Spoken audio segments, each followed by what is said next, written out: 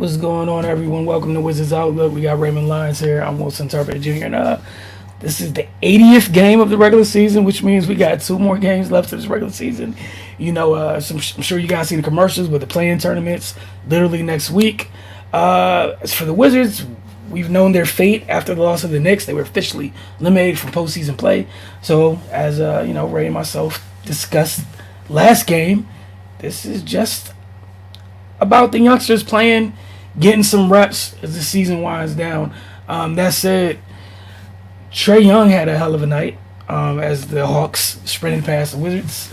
He had 16 assists in this one to go along with his 25 points.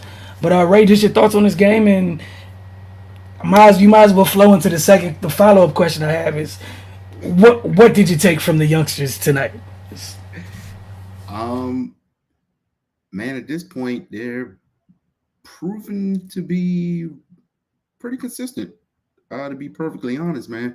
Um, I hope nobody's expecting them to win games, because that's not what this is about at this time. But they're what I am liking is that they're playing through the buzzer. They have ample opportunity to pack it in, and they don't do that. To their credit, they're still they're still chasing down loose balls and hustling for offensive rebounds and trying to play defense. That's what you want to see out of a group like this. You know, they're just getting reps, man, and they're improving. They're just getting used to NBA life. So yeah, man. Johnny Davis. Going to continue to talk about him because people wrote him off 2 games in. Like, I'll never understand that mentality, but people with common sense knew that it just takes time, man, and he's nowhere near what he's going to become as a player. And if he continues to improve at this rate, then the pick could eventually be justified. So that's, like you said, man, all I'm looking at is seeing how these guys react to different situations. Just seeing what their motor is like. Just want to see them continue to compete. So yeah, man, it's for where we are in the season right now it's good. Like they're going out and they're trying to play. So yeah, that's about all you can ask for at this point. It gives the Wizards a better understanding of what they have to work with, moving forward. That might impact some other decisions that they have to make. So yeah, man, just want to see these guys finish out these 2 games same way they've been playing the last few. No need to take your foot off the gas now. You're in full audition mode. And not only for the Wizards but for the other teams as well. So, I just want them to see him get out there and keep doing what they're doing. Yeah, I'm with you. Look, the kid, there weren't going to be too many nights this year where this kid was going to get 36 minutes of playing time. So why not take advantage of it? Like you said, the stakes are what the stakes are at this point. We know what it is. What is this? Like second or third consecutive game he's gotten where he started, gotten considerable amount of minutes, and I'm with you. We've seen stuff each game. Yeah, he probably could have took care of the ball a little bit better tonight. But one of the things I truly love, he attacks the glass. Like, he attacks the defensive glass, which is something at times this year we've seen other players on the wing sometimes not do that. And you were kind of like, hey, go help the bigs. So I appreciate that from him. 7 boards tonight. Like, it'd be one thing if he was getting 3. Like, we'd still be like, hey, he's open on the glass. 7 boards tonight, all defensive. He's cleaning the glass. And then the other times, how many other times can you count? A couple come to mind when he went to go get the ball, but Gaff already had it. Like, you just got to fall back. Gaff got it. It is what it is. But at least there was somebody there with Gaff instead of people immediately just, sprinting up court. Like, oh, well, the shot went up. That's Gaff's job. Let's leave. we've got to see Kendrick Nunn in extended minutes. Quentin Jackson, another guy with some extended minutes. Like you said, we don't know what these minutes or these opportunities might change as far as roster construction for next year. Another guy who's taking advantage of it. Tonight's probably the quietest night he's had in a little while. Corey Kispert's been on a heater prior to the night.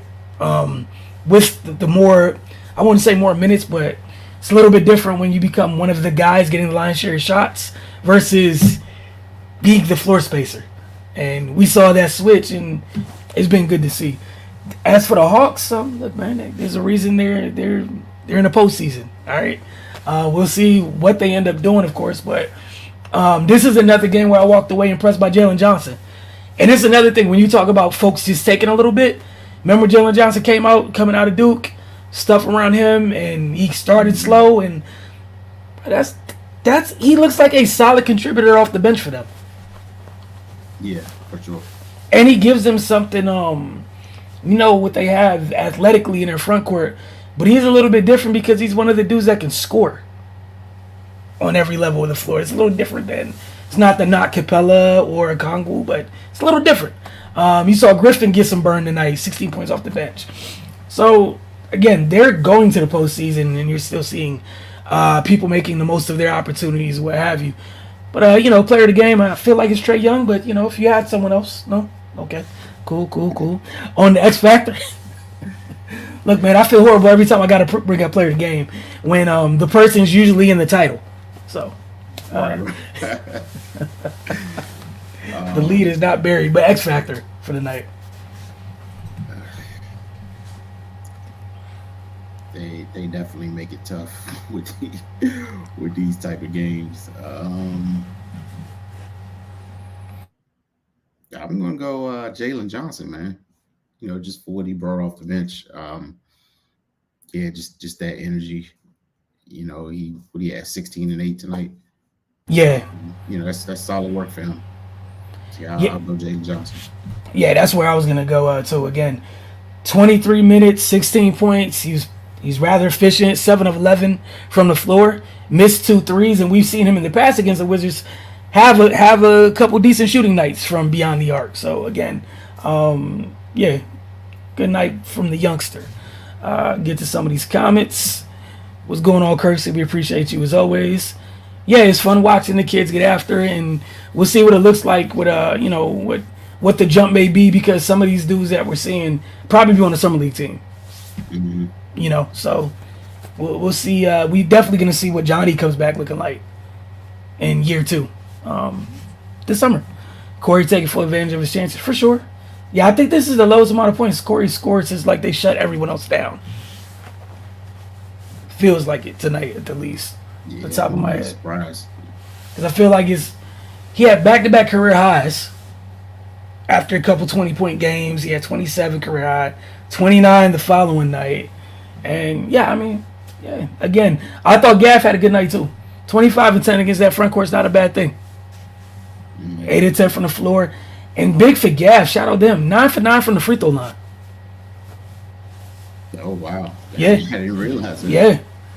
8 and 10 from the floor, 9 for 9 from the free throw line. You got to give him credit, man. With a couple blocks, Johnny cooking summer league. If Jordan play, he cooked summer league too. Yeah, we'll see for sure.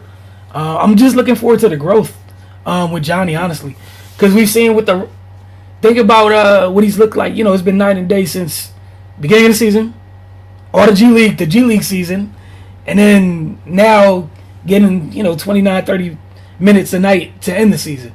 And yeah, we know the season's over, what have you, but those are still meaningful reps. Those are live game reps. These are things where, coaches, player development, what have you, can identify game moments, not G League moments, but game moments.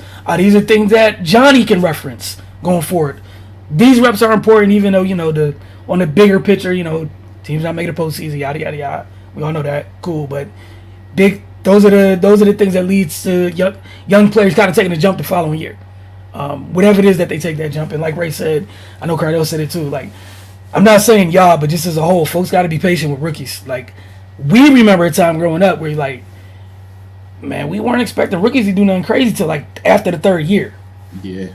Like honestly, like if they did something sooner, it was cool. But we were kind of like we were waiting for like year 3, and then we were at your neck. Like, dude, it's been 3 years. And that was after they was in college for 3 and 4 years. Right. Not the microwave one and done where you probably didn't learn anything. You may have made a bad decision school wise in terms of your game for the next level. Mm-hmm. So you might have had to start from zero at the league level. And other times we see some folks, all that stuff matters. Everyone doesn't get the necessary building blocks to prepare them for the next level. But again, appreciate y'all tuning in. We'll see you guys a couple more times this week as we wrap up the regular season, and then the postseason will be going, and I'm sure we'll have some watch parties and with the playback room as we get to the playoffs. So you guys when those things come up, just hit the comment section, hit us on Twitter, let us know what games y'all want to watch together, and it's that simple. But y'all have a great night for Ray and myself. See y'all Friday and Sunday to wrap up with this regular season.